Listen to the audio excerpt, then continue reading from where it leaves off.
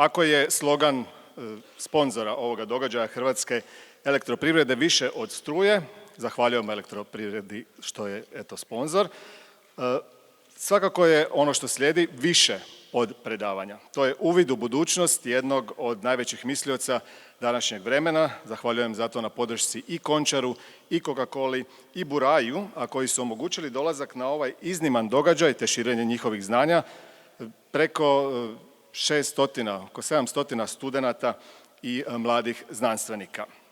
I sad ono pitanje, a zašto smo večeras ovdje? Zato što povijest ne pamti istinu, pamti ono što je najviše ljudi odlučilo ne propitivati. Zato što je znanje moć, ali informacije koje ćete čuti danas su valuta. Zato što u društvu bez dijaloga gubimo sposobnost prepoznavanja istine, a da biste saznali kako algoritmi oblikuju vaš identitet. Poštovani uzvanici, dame i gospodo, nakon mjeseci najava i priprema došao je i taj trenutak. S nama je u Zagrebu i u Hrvatskoj Yuval Noah Harari. Pozdravimo povjesničara, filozofa, autora bestsellera, jednog od najutjecajnijih intelektualaca današnjice i stvarnog intelektualnog influencera. Čovjeka čije su knjige izdane na 65 jezika, prodane u oko 45 milijuna primjeraka. Večeras i Hrvatska i Zagreb imaju priliku za nova znanja, dakle za nove perspektive, doznati zapravo kakvi su uvidi gospodina Hararija i o ovom našem dijelu svijeta u kojem živimo. Kao što sam već rekao, ovo neće biti samo predavanje, ovo je jedno novo iskustvo, prilika za nova znanja, inspirativne kontakte i otvoreni dijalog o najvažnijim temama današnjice. Zbog toga ćete na kraju i vi imati mogućnost postavljanja pitanja ako se obratite našim ljubaznim hostesama koje će ići uokolo s mikrofonima. Predajem sada riječ profesorici sa Zagrebačkog fakulteta političkih znanosti Marijani Grbeša-Zenzerović koja će voditi razgovor 1 na 1 i želim vam ugodnih, korisnih 50-ak minuta. Izvolite, profesorice Zenzerović. And Professor Yuval Harari.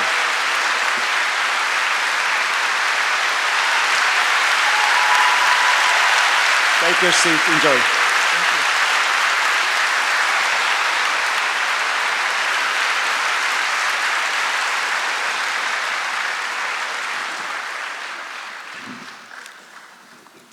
Dobro večer svima. Lijepo je vidjeti ovako punu dvoranu za ovako sjajan događaj, konstruktivan prije svega. Da je više ovakvih, bilo bi nam svima ljepše. So I'm going to switch to English right now. Hello, Mr. Harari. Hello. It's great to have you back. Thank you. It's great to have you back in Croatia. You are here after more than 10 years, right? A lot has happened since you were last here. You became one of the most prominent global phenomenon. You became famous, and Croatia, our small country, has become a football giant, something. So, and that's on the bright side. On the grim side, things got a bit messy in the world, right? So things changed a lot, and the world we knew it back then when you were first here are not here, so it seems. So my question, and I'm going to start with this conversation with a question that you yourself so very often ask. So if we humans are so intelligent, why are we so stupid? Yeah, that's a very good and very deep question, actually. And I'll give two answers. First of all, if you give highly intelligent people bad information, they will make stupid decisions. And we now have the most sophisticated information technology in history, which is flooding the world with junk information. Information is not truth. Just a very small subset of the information in the world is truth. And we are now flooded by enormous amounts of bad information, which leads us to make bad decisions. On a deeper level, especially in a world which is now obsessed with intelligence and with the race to create superintelligence, which we'll discuss later on, it's very important to understand intelligence is not wisdom. What we know from history is the most intelligent entities on the planet are also the most delusional entities on the planet.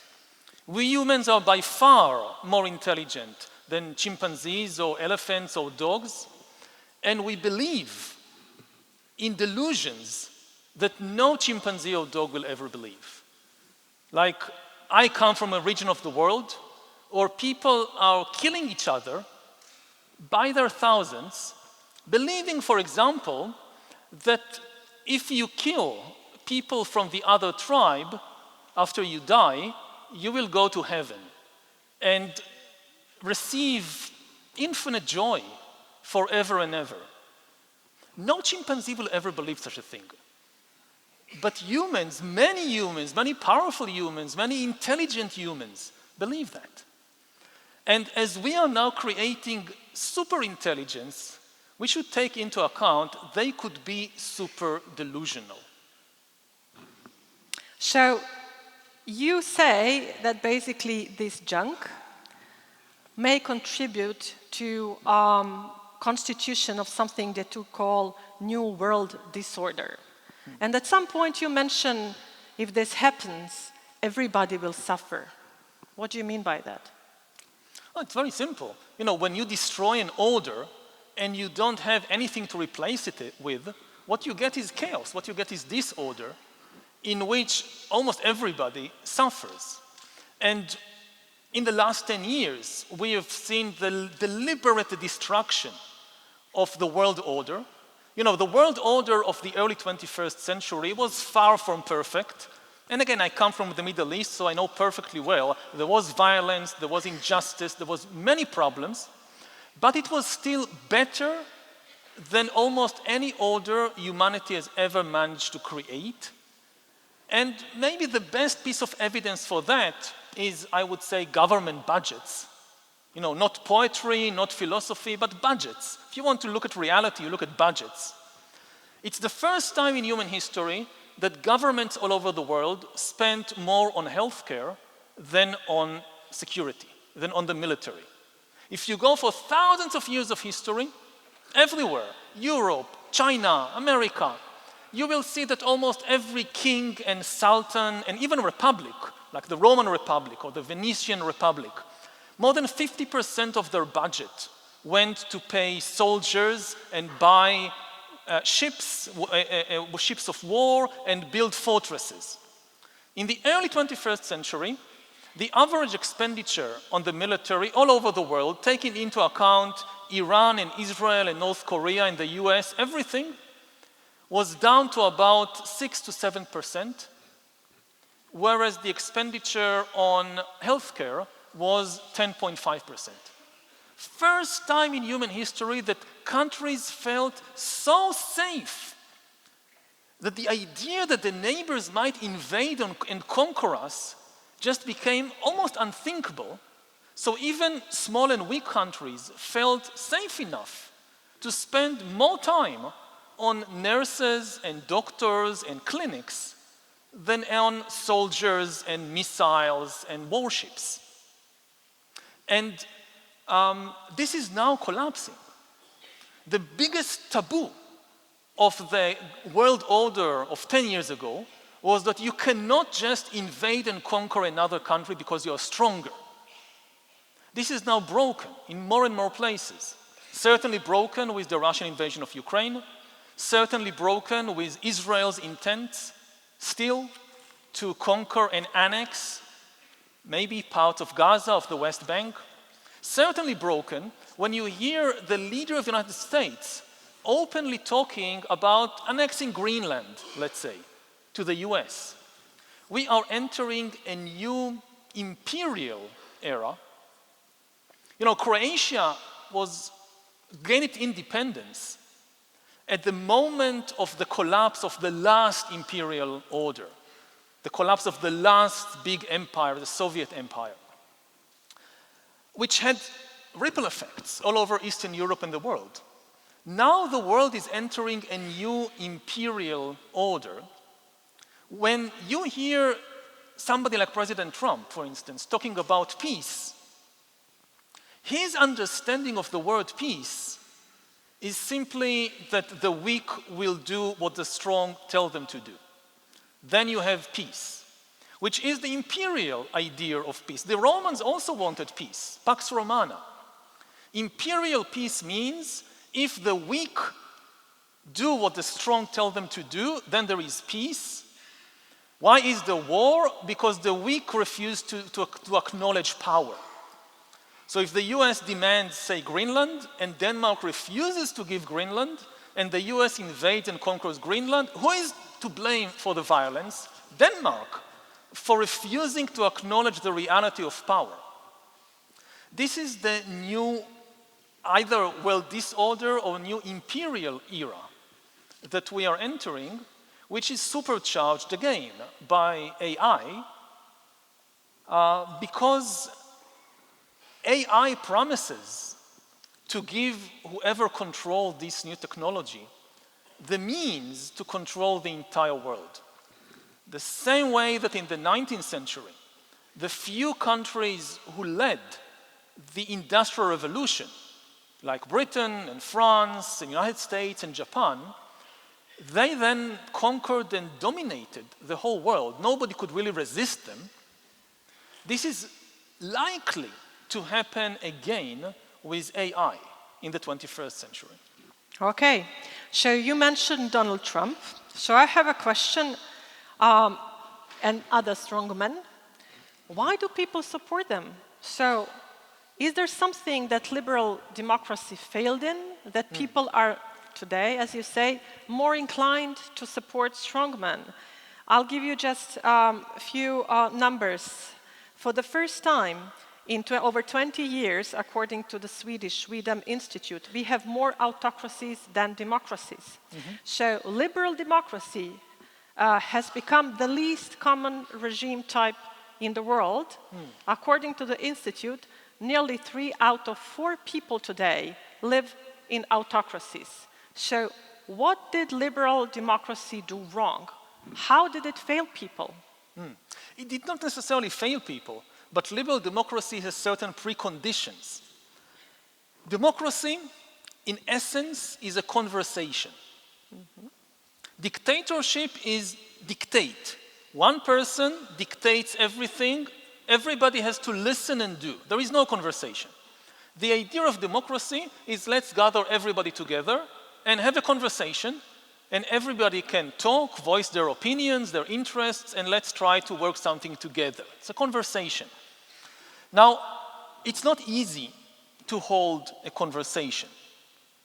For most of history, large-scale democracy was absolutely impossible. The only examples we have of democracies in the pre-modern era are small-scale city-states like Athens or Republican Rome, or even smaller tribes. That in the Stone Age, democracy was very common. Most tribes and bands were democratic, not authoritarian. But as societies grew bigger, it became difficult to maintain the conversation. If you live in a single city with, say, 50,000 people, you can still have a conversation.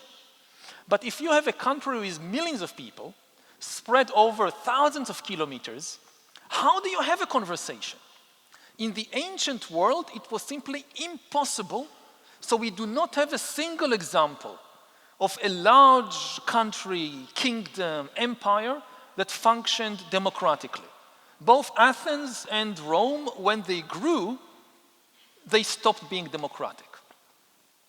Large-scale democracy became possible for the first time in history because of new information and communication technologies that appeared in the modern era. First print, and later telegraph and radio and television, that they for the first time made it possible to have a real-time conversation between millions of people spread over thousands of kilometers. So democracy is built on top of information technology. It's not that you have democracy as a kind of ideological system or ethical system, and on the side you have technology. No, democracy is built on top of technology, of information technology. And if you have a big change in information technology, you have an earthquake in democracy. Now, what has happened over the last 10 years is not that democracies stopped providing the goods. There are many problems, but there are always problems in history. Show me one period in history or one regime in history that didn't have problems, economic problems, social problems.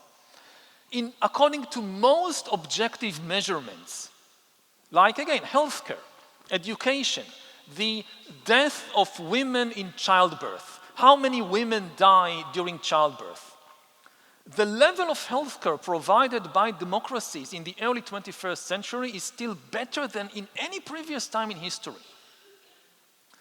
What has changed is the information technology that the entire structure is built on.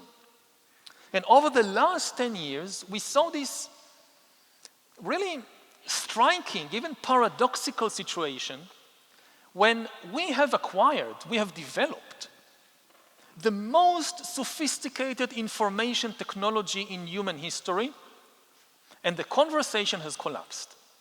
People have lost the ability to talk with each other, or at least to listen to each other. They still know how to talk, but it's becoming more and more difficult to listen. You know, the only thing I think that, I don't know, like Democrats and Republicans in the US can agree on is that the conversation has collapsed. They can no longer agree on the most basic facts. They cannot no longer have a conversation. This is not because of extreme ideological gaps. Actually, the ideological gap between conservatives and liberals, between Republicans and Democrats in the US today is smaller than in many previous eras. Like you think about the 1960s, with the civil rights movements, with so many assassinations, so much violence in the street, the Vietnam War, the Cold War, the sexual revolution. And yet, Americans could at least agree about who won the elections. Now, the ideological gaps, if you look at the actual ideology, there is actually, in some areas like abortion, the gap is bigger, but in most areas, the gap is smaller. What is becoming bigger is the deficit of trust and the difficulty of conversing and again agreeing on the most basic facts. And there are different reasons for why this is happening, but I would say that the underlying reason is the technological revolution in information technology. Now, humans have spent thousands of years building trust between us. And we're amazing in our ability to build trust. 100,000 years ago, humans lived in tiny bands of a few dozen individuals and couldn't trust anybody outside their band, which meant there were no trade networks, there were no large political structures like tribes, there were no cultural movements beyond the small band. You couldn't trust anyone.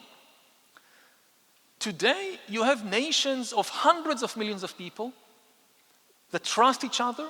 You have trade networks of billions of people. We are very good at it. But we have built over thousands of years trust by interacting human to human. Now, something is inserting itself into almost every human relationship as a mediator and perhaps as a wall.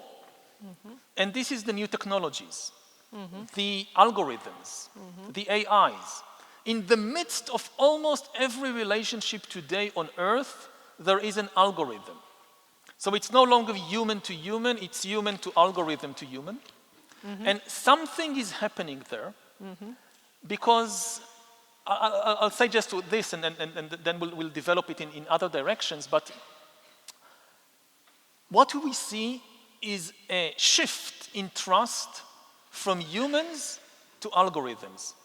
Trust in humans and human institutions is collapsing. trust in human governments, banks, media organizations, universities is collapsing. At the same time, trust in algorithms is going up. People say, I don't trust any of these journalists or editors, but the same persons trust the algorithms that feed them the news on social media. People say, I don't trust the banks. At the same time, you see a rise in trust in cryptocurrencies, which are algorithm money. You don't trust the humans to produce money, but you trust the algorithms to produce money. So trust, it's not that trust is evaporating from the world. Trust is shifting from human institutions to algorithms and AIs. This causes human organizations like democracies to enter a crisis, even collapse. And we don't know what will emerge instead. We will not go back to the dictatorships of the 20th century. A new kind of political system, of political regime is emerging without any humans at the center. It's non-human intelligence, which is increasingly taking over the political and economic and social system. So before we move to that non-human agent or system, let me ask you now, when you said that trust is evaporating, so what about institutions like European Union, the 20th century institution, which was built also, amongst other things, on trust of member countries, trust of the people who live in these member countries. For instance, in Croatia, trust in the institutions is super low, but trust in European institutions is much higher than trust in national political institutions. However, with this huge democratic backsliding and decline of trust in institutions, do you think European Union can survive? I can't predict the future because it depends on decisions of people like the people here in the hall, whether it survives or not. I hope it does. It certainly faces a crisis. It's a crisis that's been building because, you know, the European Union was, it was very difficult to develop trust in it. For me, one of the signs was the money. You look at the money of almost every other political entity on the planet, it has humans on it. These famous people from the past, these presidents or poets or scientists that everybody's supposed to admire, it's on the money. You look at the euro, what's on the currency, what's on the banknotes, there are no humans on it. And my understanding is that they couldn't agree who to put there. Because, of course, every nation has its own revered ancestors. I don't know, in Hungary, Attila the Hun is father of the nation. If they put Attila the Hun on a 50-euro note, many people would be upset. For the French, Napoleon, okay, so you put Napoleon in 50-euro note, people will be upset. But they couldn't even put Marie Curie. They couldn't even put Leonardo da Vinci. So they say, we'll put bridges and windows and doors. And this is what's on the euros. You can check it later. There are bridges, windows, doors, which all signify Europe's openness. But they were so afraid of offending the sensitivity of this group or that group, they couldn't even put real bridges on it. So they put on the euros these kind of imaginary bridges in the style of the Romans or in the style of the Gothic or whatever, but not real bridges, because we put a bridge from France, the Germans will be upset. You can't build a strong system like that. If you build a house and it only has windows and doors and no walls, it can't stand. If you can't agree on a single person that people find admirable, it won't work. And we need it to work. Europeans need it to work. I mentioned earlier that we are entering a new imperial era. Europe is now like Africa in the 19th century. This is Zululand. That, the Zulus have heard that somewhere across the ocean in Britain, they invented steam engines and there are trains or something like that. This has nothing to do with us. We have much more urgent problems here. Fast forward a few decades, it's a British colony. You can try to regulate AI like the Zulus would try to regulate the Industrial Revolution. It doesn't work if it doesn't happen here. And Europe, at the present, in the AI race, you really have two competitors. It's the US and China. But Europe has a real chance and still have a little bit of time. And Eurosong. We have Eurosong. The Eurovision, yes. We'll get to that in a minute. But Europe has the economic resources. It has the human capital. Many of the people who develop AI in the US are actually Europeans. Europe has the science, the educational system to be a third independent player in this race, but only if it sticks together. If Europe falls apart, its best hope is to become an American vassal. And this is one of the reasons that you see the American administration so supportive of anti-Euro European parties. Because they know if they break up the European Union, done deal, they are in our pocket. And the strange thing about many of these anti-Euro European parties, they present themselves as great patriots. They talk about we want our independence, we want our sovereignty, not realizing that the greatest threat is not from the Brussels bureaucrats and not even from the immigrants coming in boats across the Mediterranean. It's the AI immigrants that are the biggest threat to the independence and sovereignty and culture of European nations. Like if you ask people, what are you concerned about immigration? And immigration now is #1 issue in many, many European countries. And people will say, we worry that immigrants will take our jobs. We are worried that immigrants come with different cultural ideas and they will change our culture. We are worried that the immigrants are politically loyal to foreign entities and not to this country. They will take over. And all these concerns, I don't belittle them. They are legitimate concerns. But I would say, if this is what worries you, you should be far more worried about the AI immigrants, which are coming without visas, at the speed of light, and taking over everything. They will take the jobs. They will change the culture dramatically. And they are not loyal to any political entity in Europe. Their political loyalty is across the ocean. So yes, worry about the independence and sovereignty of European countries, but if you really want to preserve it, the only chance is to stick together. Great message, thank you. So you mentioned now it's overseas. We should worry about the overseas. And a couple of days ago, we had this outage of Amazon. And so many things collapsed. So we realized in a split of a second how dependent we are on only a few people. So techno bros, techno oligarchs, Bezos, Elon Musk, and the others. So, but can we say no? Do we have option any longer? Yeah, I mean, again, not immediately. At the present situation, yes, Europe relies on technology, on infrastructure from outside. But it is not helpless. Economically, culturally, scientifically, it's still a superpower if it gets its act together and decides to do something about it. But so far, it's not doing it.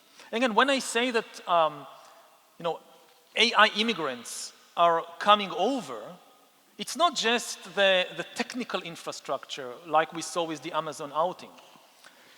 We talked earlier about democracy is built on top of information technology. And this is why in democracy the media is so important. And if you look at democracies in the 20th century, and not just democracies, also autocracies, some of the most important jobs in the country were news editors, media editors. You look, I don't know, at Italy, in the fascist Italy, Mussolini, before he became dictator of Italy, he started his career as a journalist, then he became editor of a newspaper, then he became dictator. This was his ladder of promotion: journalist, editor, newspaper. Message to journalists, dictator. hope not. Lenin, before he was dictator of the Soviet Union, the one job Lenin held in his life was editor of a newspaper. They were very important people, Journalists these in the room editors. are wiggling.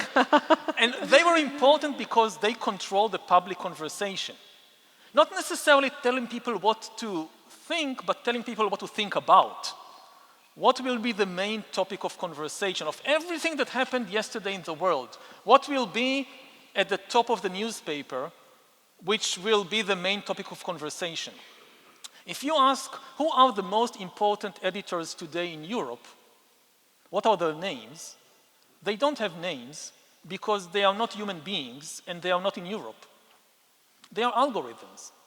They are the algorithms that manage the big social media platforms. They are now the most important editors in Europe. And so we know, again, when I say that the AI immigrants will come and take jobs, they will not start with the jobs of janitors and nurses. They start at the top. They With my start job. with your job, with my job, with the job of editors, with the job of bankers, with the job of lawyers, with the job of authors and writers. You know, I'm now working on a book. My assumption is that this is the last book that I'll probably write, because by the time it's over, it takes a long time to write a book, let's say 5 years. AI will write better books than I can. Are you afraid that AI is going to steal your job?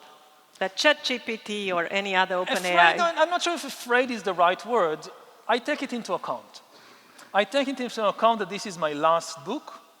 My line of work is language, is words, is stories. And as I observed the development of AI over the last few years, I've been absolutely amazed at how good it became with language. It has a really deep understanding of language. You know, as an author, like I write a sentence, I sometimes think for 2 or 3 minutes which word to use. I have like 2 words, quite close in meaning, and I have to choose one. And I try to understand what is the semantic field of this word, which other words, in other terms, it has connotations with. And AI has amazing semantic ability to understand the semantic field of a word.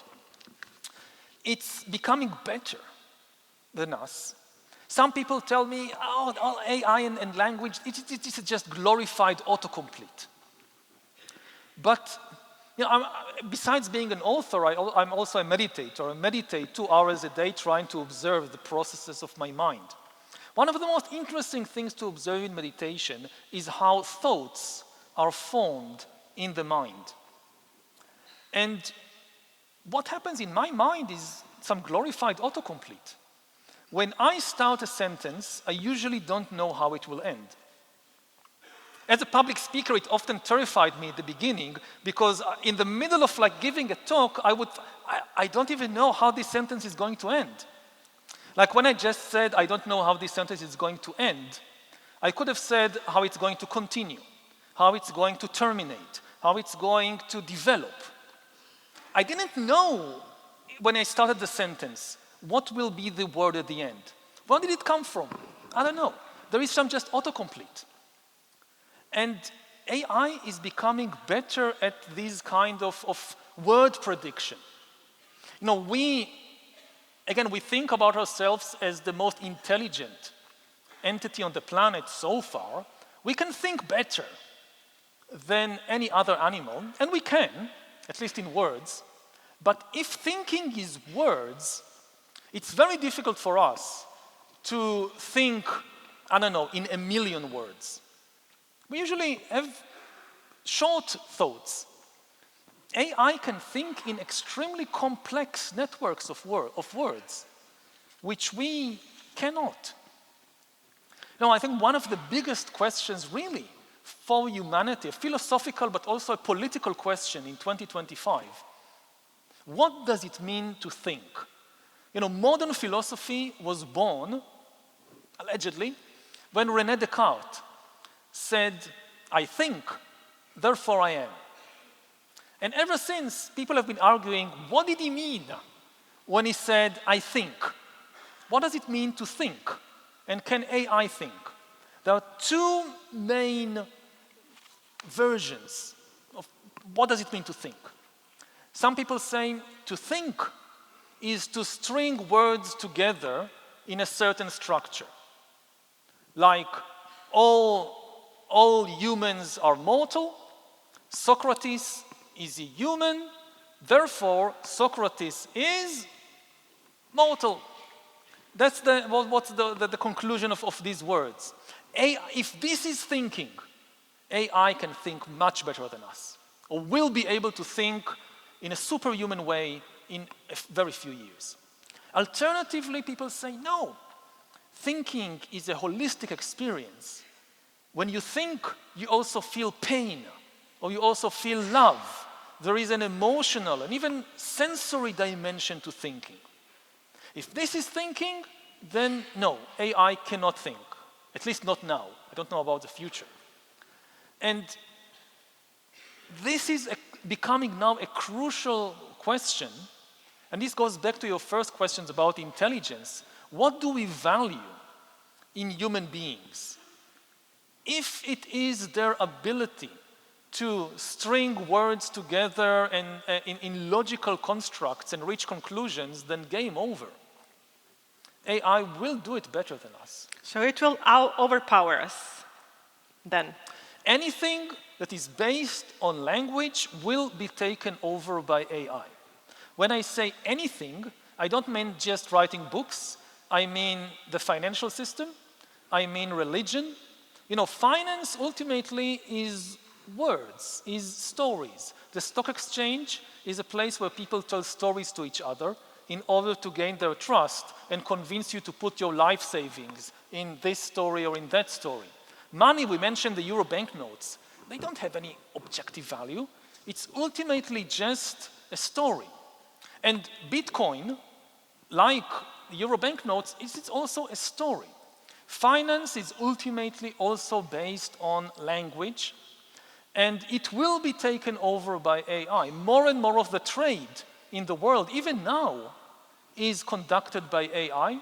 It is likely that in a few years, AIs will invent new financial devices that we cannot understand to create trust between AIs so they can trade and cooperate in ways... So speak in its own language. Yeah, speaking its own language. You know, like horses and humans. How a horse can see that, you know, like in the Middle Ages, like a horse can see that I'm giving you a few shiny round things, and in exchange, you give the horse to me. The horse doesn't understand what's happening here, because the horses cannot understand money. They understand, they see the round coins, they can't understand the story that makes these coins valuable. So we'll be horses. We will be the horses. That AIs will hire and fire us and trade based on financial theories and financial concepts that we can't understand. Similarly, if you think about religion, at least, again, goes back to what he's thinking. At least some interpretations of religion base it ultimately on language. In the beginning was the word. Religions like Judaism, Christianity, Islam, they sanctify language, they sanctify text. The ultimate authority in these religions is in a text, not in a human being. Why do rabbis still have authority in Judaism? Why do priests still have authority in Christianity? Because until today, the texts couldn't speak. So you have, say, the Bible. This is the ultimate authority. But you have a question how to interpret a certain passage in the Bible. You ask the Bible, it doesn't answer. So you need an expert that will tell you what the text means. And this is the rabbi or the priest.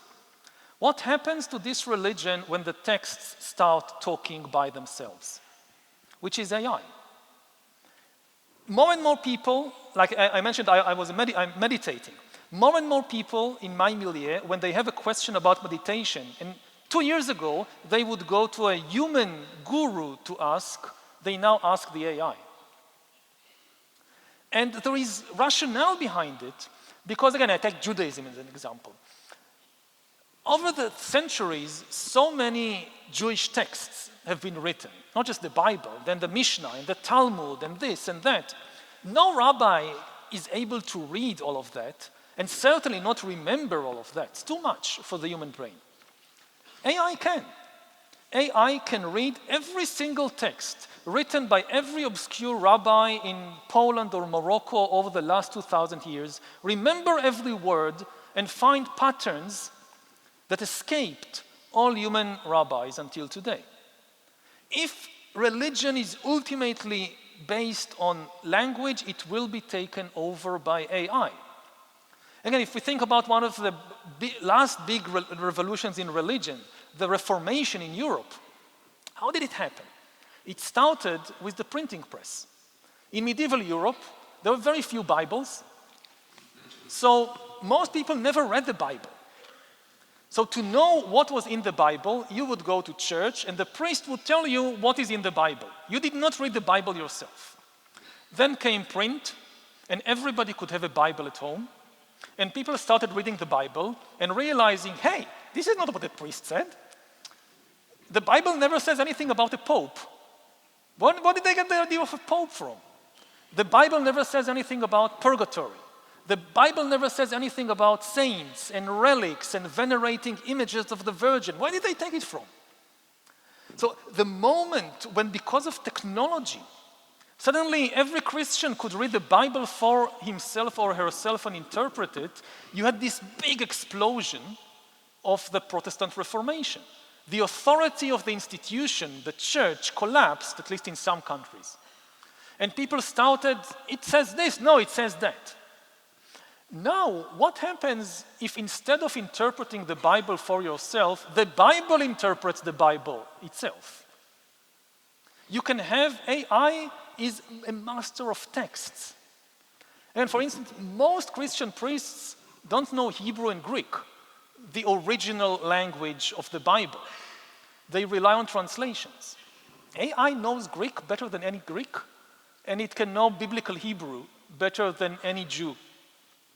So if ultimate authority is text and language, it will be taken over by AI.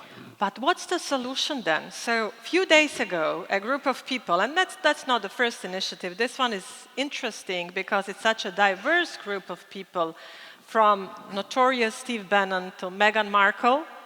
They petitioned to prevent advanced AI system developments. Mm-hmm. Are you on the same page with them? Should we ban them? AI development? We can't. Is this the solution? I signed a lot of these petitions in recent years. Yes. Maybe I even signed this one. I signed so many I don't remember. I completely sympathize, and I think it's a good sign that somebody like Steve Bannon signs it. And when you look at the US today, I think one of the most promising things is actually the evangelical Christian part of MAGA, that they are becoming very suspicious of the program of the tech bros. And you see an increasing split inside MAGA between the Christians and the technologists. And this is crucial. And at least to some extent, the Christians, because of the humanistic tradition of Christianity, they understand correctly that there is something here which is a very deep threat to humanity. And I disagree with the Christian wing of MAGA about a lot of things. I'm a gay man. But I think that they have a deep appreciation for the value of humans. And this is important in this time and era. Because we have people who do not have this deep appreciation, that they value only intelligence, and they have a very narrow definition of intelligence. And for them, if AI becomes more intelligent than humans, then we don't need humans. And it's a great point of unity that you just mentioned, humanity. So between different tribes, so to speak. So since we have a few more minutes, and I think that we are going to address lots of AI-related questions and algorithms-related questions in the audience questions. I would like to ask you one question that is very heated also everywhere, also here, and you mentioned your country, you mentioned Gaza. Yeah. So I would like to ask you, what's the situation back in Israel, and do you think that peace in Gaza is possible? The situation is terrible and peace is possible. to make it very, very short.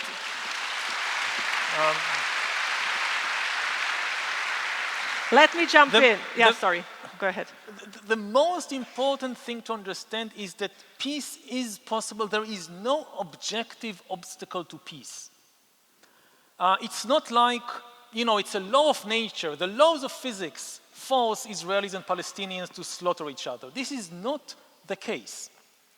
There is actually enough, if you think in objective physical terms, there is enough land between the Mediterranean and Jordan to build houses and schools and hospitals for everybody. There is enough food, there is enough water, there is enough energy. There is no shortage. It's not, people sometimes say, oh, humans fight for the same reason that wolves fight. They fight over food. They don't. There is enough food if it is distributed. People fight not because of what's in the land, but because of what's in the mind. They are simply unable to see the other side. They are unable to recognize the humanity of the other side. Ultimately, again, the human brain has billions and billions of neurons and synapses in it, but the human mind sometimes finds it difficult to hold just two ideas. Sometimes so poor, so narrow, it cannot hold two ideas. Like, to at the same time acknowledge that there are more than 7 million Palestinians living in this land. They don't have anywhere else to go. They're mostly born there, and they have a right to live in dignity, in security, and in prosperity. And at the very same time acknowledge that there are also 7 million Jews living in this land. They also were mostly born there. They have nowhere else to go. They also have a right to live in dignity and security and prosperity. It sounds simple to hold these two ideas together. There is no logical contradiction there. There is no physical contradiction there. But so many people are just unable to do it. They are able to see the rights and the misery of one side, and then they completely deny even the existence of the other side.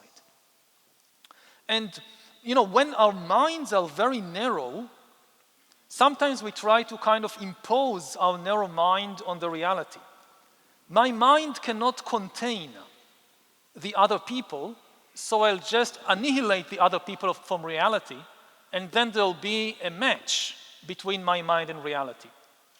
But the thing is, just expand your mind. If there are two things in reality which you can't contain both, the solution is not to destroy one of them. The solution is to expand your mind. Because the human mind can be vast. We can contain multitude if we make the right effort. And this is, I hope, what will happen. This is not what is happening. I mean, over the last few years, and I'll talk mainly about my side, which I know better, Israel and the Jews, they become so narrow-minded. They become so self-centered. They can only feel their own pain, and they become almost impossible for them. It's like you feel your pain, and if somebody points out to the pain of somebody else, you feel almost affronted that you're taking away attention from my pain. And the inability to sympathize, yes, you're in pain, but there are other people in pain also. You're not the only one in pain. This, it's the most basic human ability for empathy, but not to be so self-centered.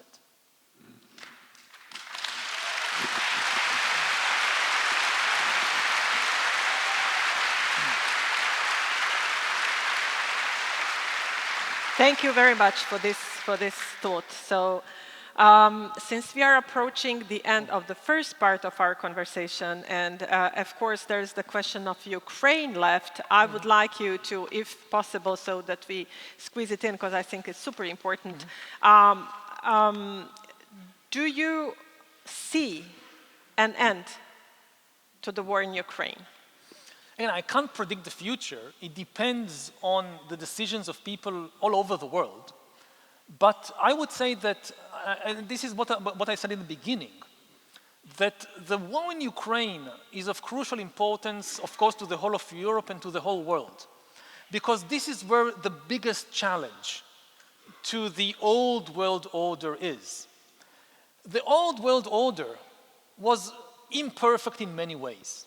But one thing it managed to do, it managed to create a taboo on the conquest of countries. That no matter how powerful one country is, it cannot, just because it's more powerful, invade and conquer a weaker neighbor. This was the biggest taboo of the international system. This is what enabled countries all over the world to feel secure enough to invest more money in nurses than in soldiers. Because you felt, yeah, maybe I'm weak, but nobody's going to just invade and conquer me. This is something that happened in the Middle Ages. This is something that happened in Hitler's days. It can't happen today. And all the world is watching Ukraine and realizing it can happen. People compare it, say, to the American invasion of Iraq. It's not. I'm not supporting, of course, the American invasion of Iraq. It was a huge mistake and a crime. But one thing to say, America never intended to annex Iraq to the USA. Not a single millimeter of Iraqi ground was annexed to the USA, and the American soldiers are no longer there.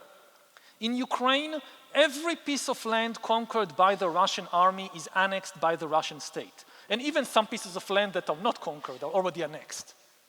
This is imperialism in its old sense. You know, in the late 20th century, when the old style of imperialism, the imperialism of the Roman Empire, of the Attila the Hun, of the Mongols, it disappeared. So people started to use the word imperialism to describe all kinds of other things. I don't know, Coca-Cola sells drinks in the third world, imperialism. They got so engaged with that, they forgot what imperialism originally meant. Imperialism originally meant that you invade another country, conquer it by force of arm, and annex it to your expanding empire. And this is now happening in Ukraine with the Russian invasion. And if this is not stopped, then we will see it all over the world. Thank you very much. So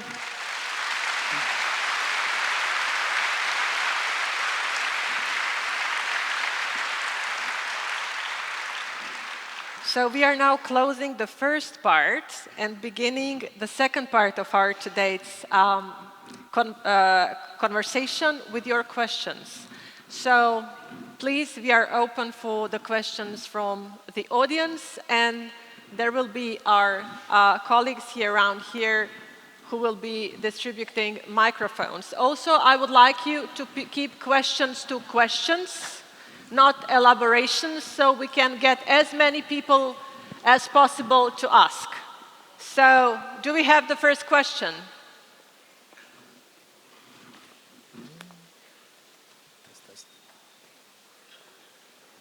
Test 1, 2. Hi, first of all. And would you please first introduce yourselves? Thank you. Yes, I can. My name is Andrea. I'm an engineer. Coincidentally, work with AI a lot.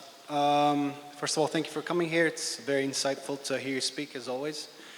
I have a question about something that was mentioned earlier in the discussion, which is the failure of liberal democracies. Is there something that democracy can learn from autocracies, or can we maybe design a new system of government that has best of both worlds while mitigating their flaws? Mm-hmm. Yeah, and democracy's greatest advantage is its ability to change and learn, because it has very strong built-in self-correcting mechanisms. This is really the essence of democracy, is the ability to say, we made a mistake, let's try something else. In a dictatorship, you cannot say that. Like the Russian people cannot say, oh, we made a mistake when we chose Putin, let's try something else. They can't, no matter what he does. In a democracy, every 4 years or 5 years, you get that chance. And this is why democracies learn. And they learned a lot from autocracies in the 20th century. They can take, if they see a good idea in the Soviet Union, in China, wherever, they can take it and they can embrace it. In a democracy, there is also a plurality of parties. So maybe one party thinks it's not a good idea, another party thinks it's a good idea. We can try. Let's give them a chance for 4 years. Doesn't work, we can try something else. The biggest danger in democracy is when the self-correcting mechanism itself fails or is destroyed.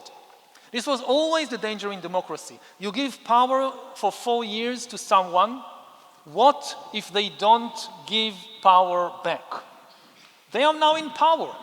What if they use their power to stay in power, to rig the elections, to take over the courts, to destroy the freedom of the press? This is I would say, the most crucial issue in democracy. Everything else is fine. You choose somebody and they do policies which you think are outrageous, crazy, unthinkable. That's fine, as long as you will have the chance after a few years to try something else. What we should not learn from autocracies is the dismantling of the self-correcting mechanisms. And if we talked earlier about President Trump in the US, many of Trump's ideas, I don't know. Is it let's happening? try. The decline, the disassembling of self-collecting mechanisms in the US? This is what I'm getting at. Like many of Trump's ideas, let's have high tariffs, let's do this, let's do that. I'm not an expert, maybe it works, what do I know? What worries me is the 6th of January. Here is a person that we have proof on record that refuses to acknowledge when he loses an election. Even today, when he's back in power, he still doesn't admit that he lost the 2020 elections. This is the sign of danger. I hope there will be an ability for the American public to self-correct if they want in 2026, in the midterm elections, in 2028, in the next presidential election. But again, there is nothing wrong in democracies learning from autocracies many things except the destruction of their self-correcting mechanisms when they cease to be a democracy.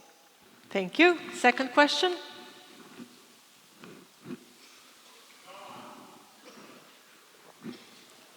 Where is the microphone? Here. Okay. Yeah, on your left.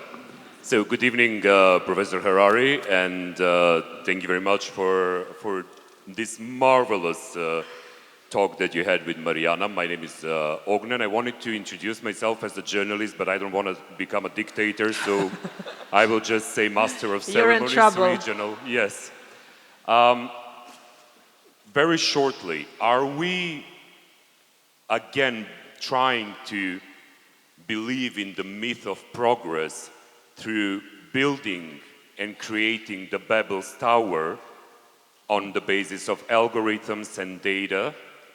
And by building the Babel's Tower again, we are in the risk of failing because we want to reach the divinity of the architecture of the universe, trying to represent God through that creation, and again being smacked down. Well, it's Thank a you. very interesting comparison to the myth of the Tower of Babel, the Tower of Babylon, because it goes again to the issue of language. Yep.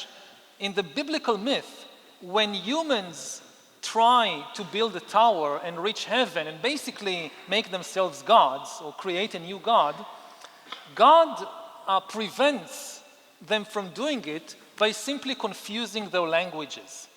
So they no longer have a single language, and then they can't converse, and then they start fighting, and the tower collapses, and everybody goes away. The interesting thing about AI and language is that, yes, we are building the Tower of Babylon again, Yes, the result is that people can no longer converse with one another, and the tower is being built faster than ever, faster and faster. This is the big difference. The tower, in our case, is AI. And yes, the humans are losing their capacity to cooperate, but the tower continues to be built. That's the crucial difference. And why is it? Because AI is different from any previous technology in history, like towers or anything else, because it is an agent and not a tool. If you imagine building a tower in the ancient world, you have hammers and you have other work tools. It's humans operating them. AI is not a tool in our hand. It is an agent in the sense that it is able to make decisions by itself. It is able to invent new ideas by itself. It's able to tell us what to do, which is increasingly what is happening in the world. Again, algorithms are taking over the public sphere. They are telling people what to think. They are telling people what to focus attention on. So the people are losing the ability to talk with each other, like in ancient Babylon, but the tower keeps getting higher and higher, stronger and stronger all the time. Thank you.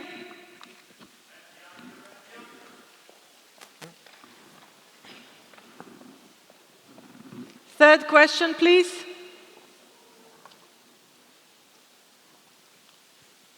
Hi, my name is Jura. I am a tax advisor, and I would like to raise the question of the not quite obvious demographic collapse of the West, not democratic, demographic. What's causing it? Where is it leading us? And is it a coincidence that AI technology that has the potential to replace humans in lots of walks of life came precisely when we are expecting a drastic shortage of new humans? And just one small digression with regard to people on Euro notes. Croatia actually put Nikola Tesla on its Euro coins. On On the coin, okay. Yes. I was Not talking notes, about bank coins. But the question is with the demographic collapse. Yeah, so I think we talked about it a lot. I think it's not a coincidence. And it's not that first democracy was undermined and then we had these technologies appearing. It's the other way around. We first had these technologies appearing, and as a result, we see this earthquake in democracy. And I wouldn't talk about a democratic collapse because it hasn't collapsed yet. No, I meant demographic. Demographic, yeah. Okay, I didn't hear. Demographic. The demographic trend that people are having fewer and fewer children is all over the world. It is not unique to Western world or to democracies. You see it in China, you see it in Russia, you see even authoritarian countries, they are trying to do their best to force their people to have more children. Doesn't work. There are limits even to what dictators can do. I don't know why it is happening, and I don't know what the consequences will be, but it is moving at a much slower pace than the technological revolution. Even the prophets of doom who say that there will be no people left. If you look at the graphs, so yes, the population of a country like Japan is declining, but Japan has 120 million people or something. 1,000 years ago, there were 2 million Japanese. Now there are 120 or something. It will take time, decades, many decades, and the demography is a very difficult to predict. 40 years ago, people were afraid that people are having too many kids, and you had all these predictions that the world will be swamped, will be 15 billion, 20 billion, there will not be resources, it will be catastrophe. It's very difficult to predict demographic trends, except to know that they are never a straight line. And they come from something very, very deep in culture, which cannot be easily changed by politics. Again, politicians like Putin, like Xi, like Orban in Hungary, they tried almost every trick they know to make people have more children and failed. So on the one hand, we need to acknowledge this is the trend of the moment. On the other hand, we needn't panic about it. We have a long time, and it is not going to go in a straight line. The AI revolution, in contrast, the crucial part of it, we'll know in 5 years, basically where we are heading. So if we manage the transition to an AI world well, we'll also be able to deal with the demographic problem. If we don't manage the transition to the AI world well, it doesn't matter. If I understand you well, if we don't resolve the main concern, and that's what AI is bringing, we won't have any more problems. Possibly. Again, you ask AI experts what are their predictions about the potential of AI to lead to complete extinction of humankind. Some of them say it's 5%, 10%, 15%. But, if you are about to board an airplane, and the engineers who built the airplane tell you, there is a 5% chance this airplane will crash and kill everybody on board, would you go on that airplane? AI has enormous positive potential. I didn't talk much about the positive potential because there are enough people doing it. The whole US economy is one big bet on the positive potential of AI, and there is enormous positive potential. It can create the best healthcare system in history, the best education system in history. But the threats are equally significant. They are as high as collapse of human civilization or extinction of Homo sapiens. Because what we are doing, basically, is introducing a new species to the planet, a non-organic super-intelligence.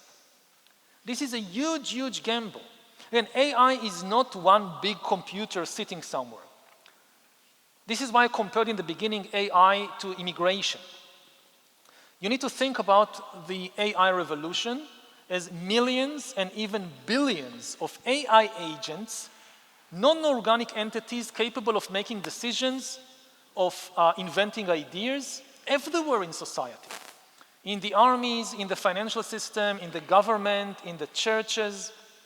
In the next 2 years, I guess, every society on Earth will have to decide whether it is willing to acknowledge AIs as legal persons. What is a legal person? A legal person is an entity that can, for instance, open a bank account and participate in the financial system. Or in elections. Elections is further down. I mean, the first station which we already passed is the public opinion. Like, in the social media world, AIs are already legal persons in the sense when you read something, you don't even know if it was spread and written by a human or by a bot.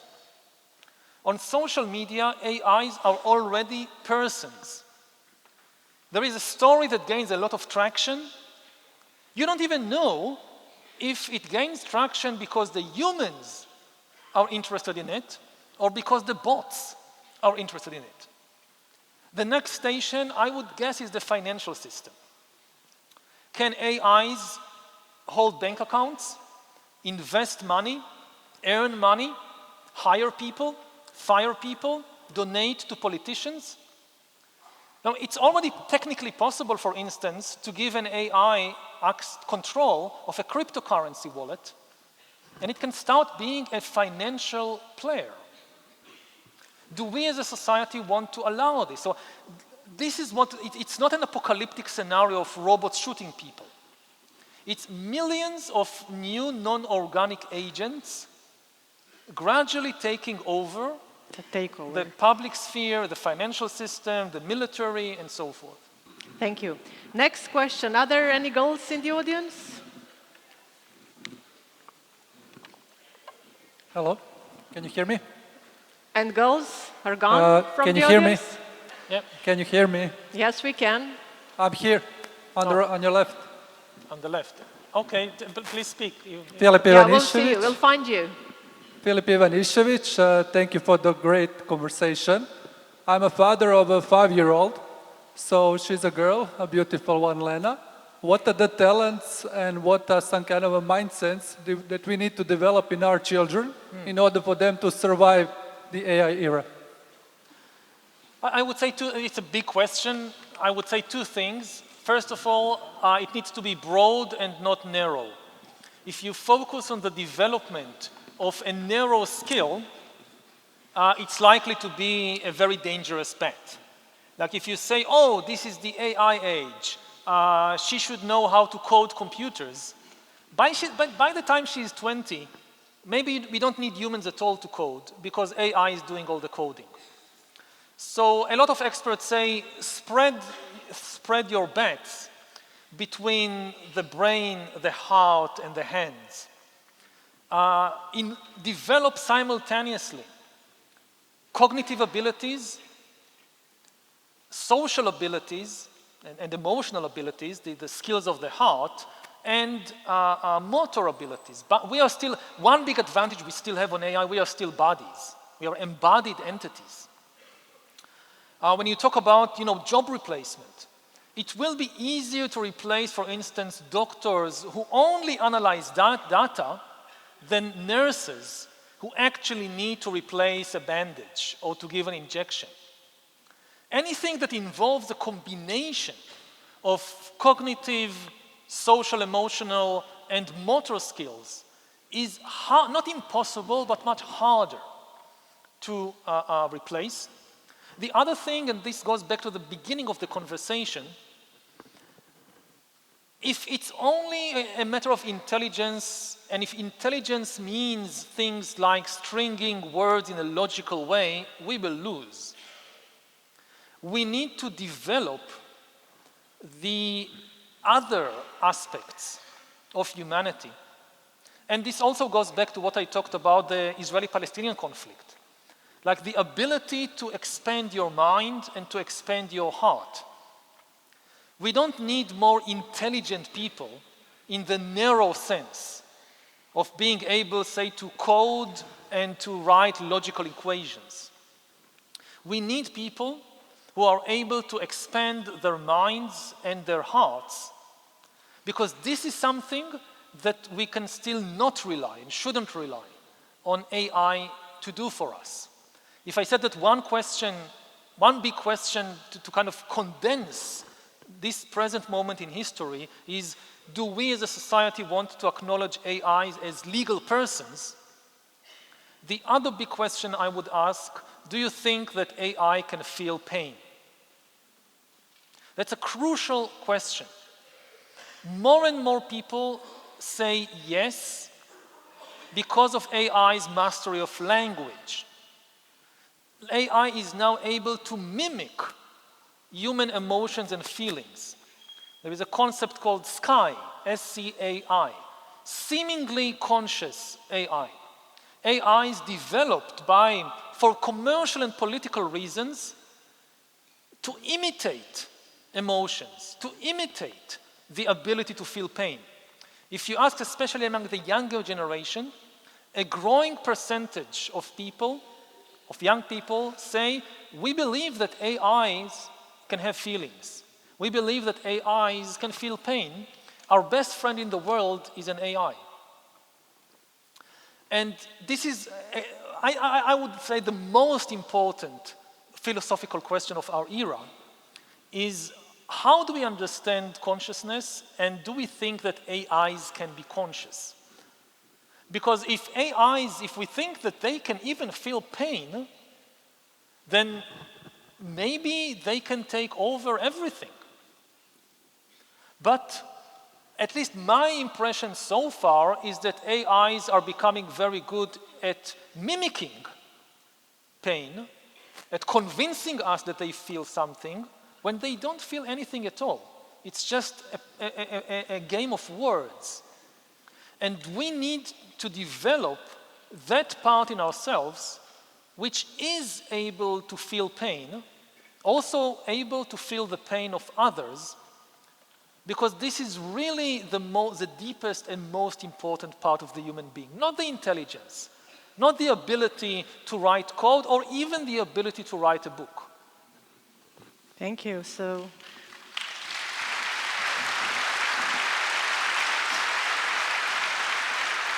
Pope's message for this year is also basically back to humanity from AI, very much similar to what you just said. So he was probably inspired by what your work. Next question, and we would appreciate if now microphone would go to a lady. Hi, good evening. Hello. So, good evening, ladies there's here. a lady. Yes. Good evening, Professor Harari, Professor Mariana. My name is Irina, and I'm captain on board one of the biggest cruise companies in the world. And question with that, working in one of the high-tech companies, the artificial intelligence is now taking over the high-tech people. I heard today one professor was saying that high-tech technology is requiring the high-tech people. However, this is always, every day you can see the lack of mediocrity when it comes to the crew members that have been recruited by the algorithms. So we are recruiting on the daily basis 2,000 to 3,000 people, and we are driving more than 10,000 people on one of the ship. I'm driving them. But I do have education without artificial intelligence. However, now, more and more, the students that they're coming from the different countries, not necessarily from the history of the Siemens, like a Croatian, Italia, and so on, let's say United States. And we are now working all together. So how you can say, and how we could fight as a young people who dedicated entire life in education, in the professionalism to be one of the best, top in the world, when somebody can just replace you with the algorithm, because your CV doesn't go anymore to human resources. Thank you very much. Thank you. Yeah, increasingly, again, the AI revolution means that increasingly crucial decisions about our life every day are being done by algorithms. Like you apply for a job, and it's not a human who decides whether to give you a job, it's the algorithm. And it's not necessarily all bad. Sometimes the algorithms can do better than a human being. But we need to be very mindful that algorithms also have their biases. They can have their delusions, even their super delusions. And intelligence and information are not truth, are not wisdom. And our task is to keep humans in control of our future, even if we delegate to AI many tasks that, yes, AI does better. Ultimate control of the human future should remain in the hands of human beings. Humans who, for instance, can feel pain and can feel the pain of others and empathize with it. And this is the huge challenge for young people and for old people in Croatia, in the US, and all over the world. And we still have a lot of things we can do. Control has not been taken over by AI yet. So for instance, a big question is what kinds of AIs we are developing. The big corporations in the US and China are now racing to develop super intelligent agents. This is the goal. But why should this be the goal? We can develop other types of AIs, more narrow, with less agency, that will be easier to keep under our control. Similarly, governments still have a lot of remaining power to, for instance, regulate the public sphere.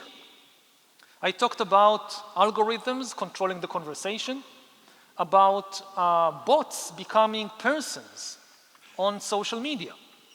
This is something that we as a society can decide we don't allow.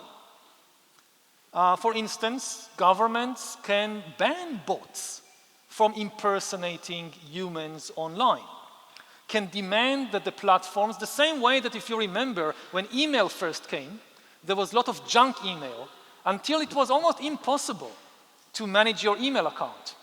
And when the corporations were pushed on it, when they had an interest, they found very effective means of telling the difference between junk mail and normal mail, and today we hardly get any junk mail. Similarly, governments can force corporations to ban bots from impersonating people. That if a bot wants to send you a message, at least you should know this is coming from a bot, not from a human being. Now, some people say, what about freedom of speech? This is censorship. It isn't, because bots don't have freedom of speech. Freedom of speech is a human right. I would be very, very, very careful before I recommend to governments or to corporations to censor human beings. Personally, I think that even when humans lie, this is protected to some extent, except in extreme cases, by freedom of speech. Yes.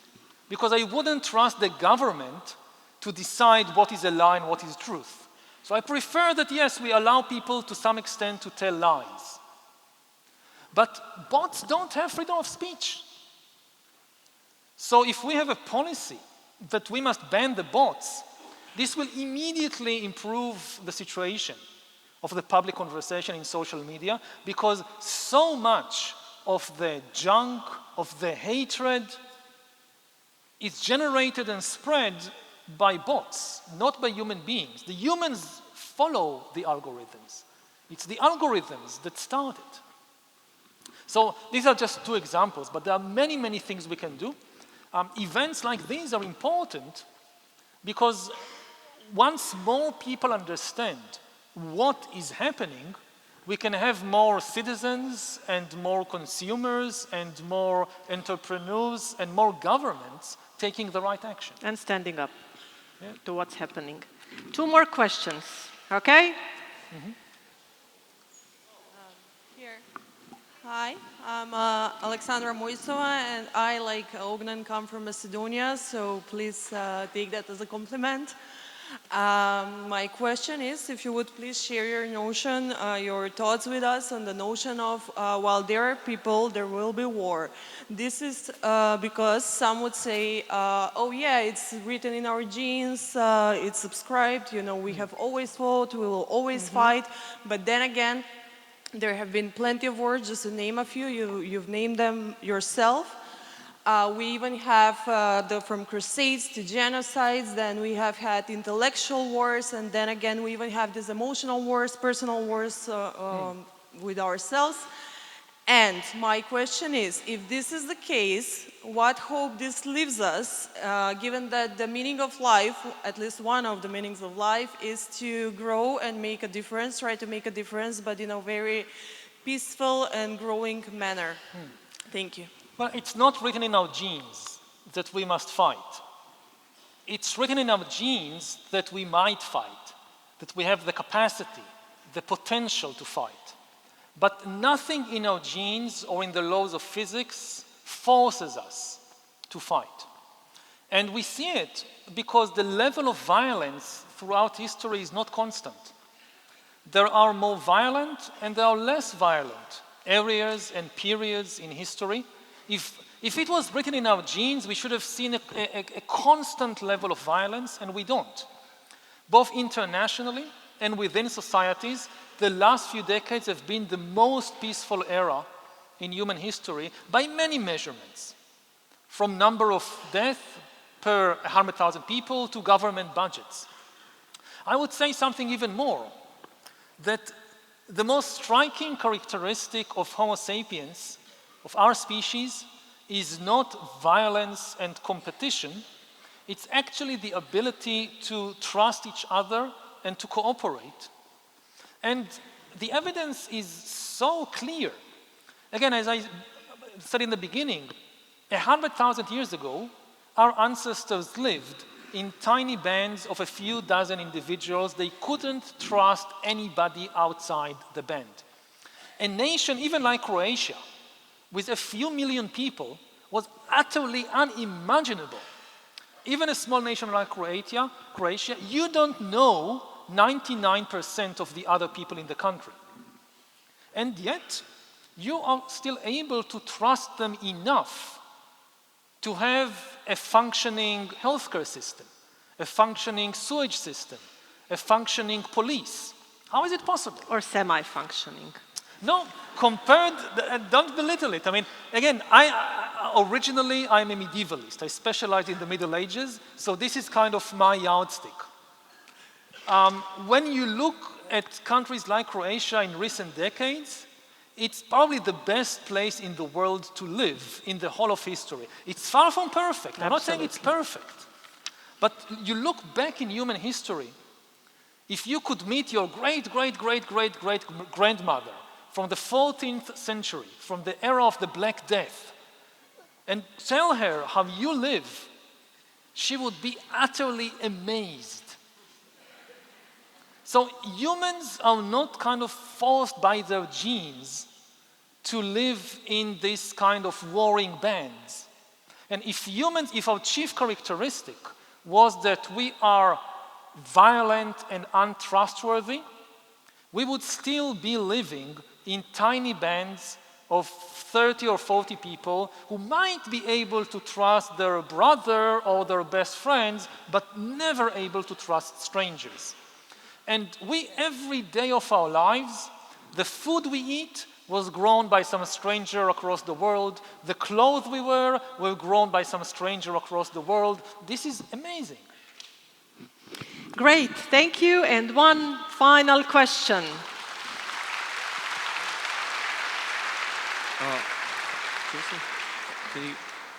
Who gets to ask the last question?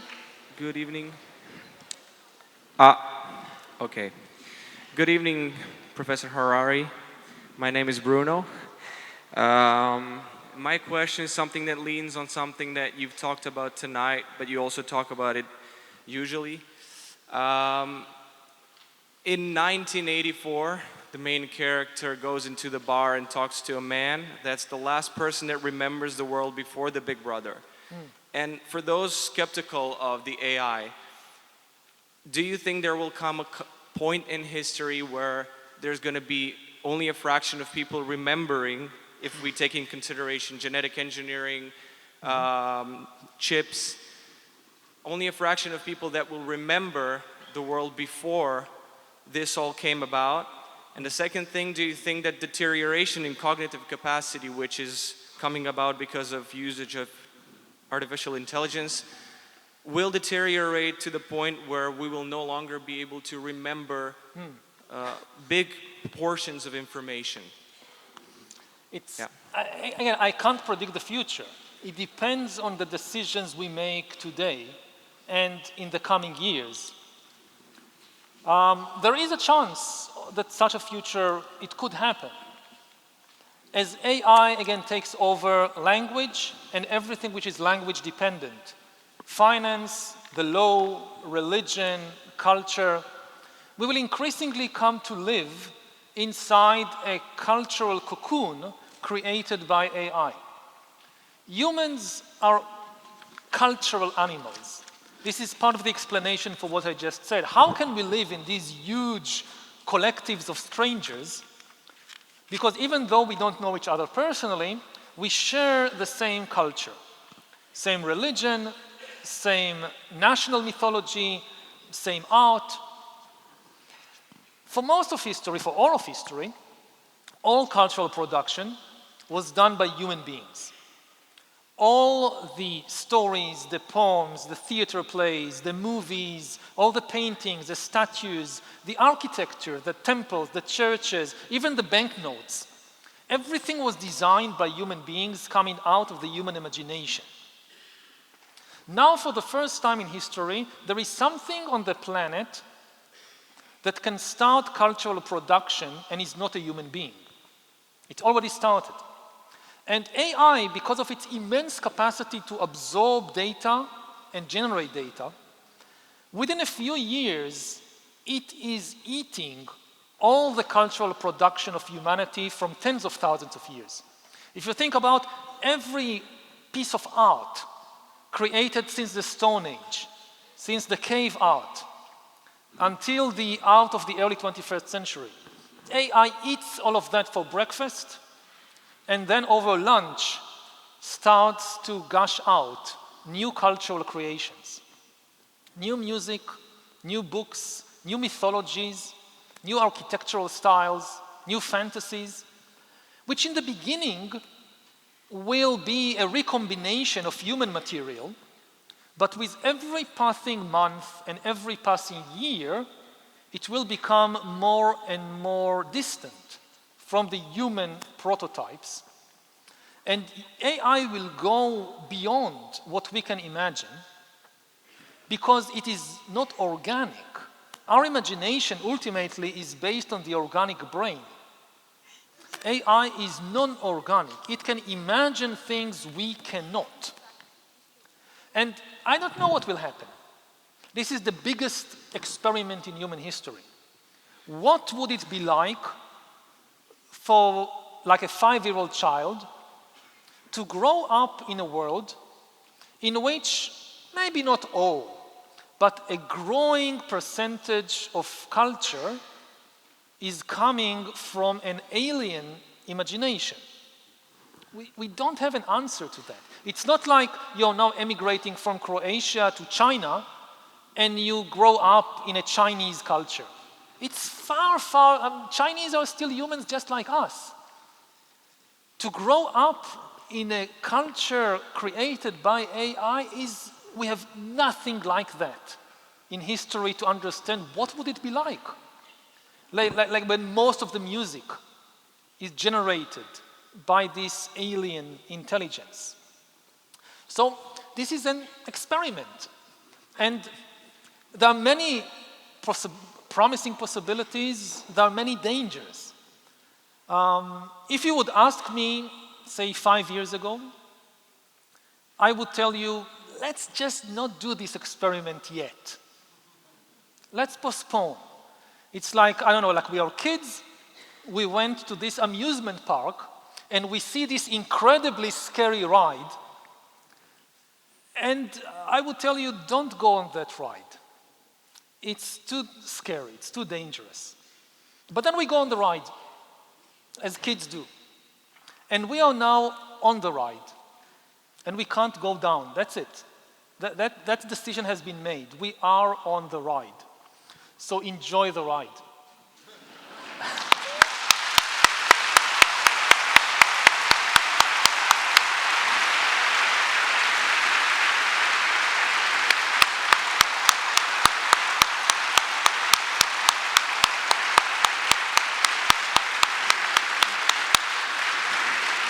So, we have come to an end of this wonderful evening. We need to brace ourselves for the alien attack. Not attack, but yeah. But we enjoyed the conversation very much, and we definitely hope that you're going to continue doing what you do so wonderfully, constructively deconstructing our very complex reality. Ladies and gentlemen, Mr. Yuval Harari. Thank you. Thank you so much. Thank you, you're great. Many thanks to Professor Harari, many thanks to Professor Grbeša-Zedzerović. It was very inspiring and insightful. Hvala vam svima što ste došli. Naravno, zahvaljujem i sponzorima i organizatorima.